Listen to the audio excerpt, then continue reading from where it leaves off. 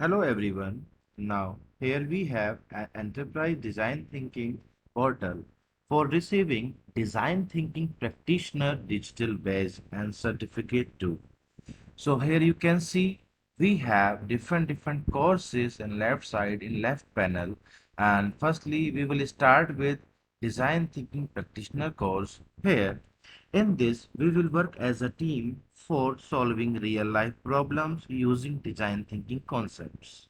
Firstly you have to read given 14 chapters. In each chapter you will get different concepts, and after reading that concepts, on behalf of that concepts you have to complete given task that would be in form of descriptive and MCQ based questions for receiving your digital badges.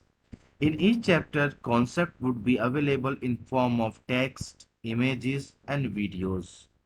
So one by one we have to cover each chapter, all concepts, and we have to complete all the given tasks.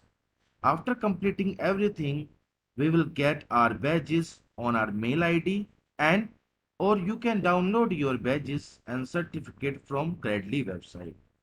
So this was the outline and procedure that we have to follow one by one.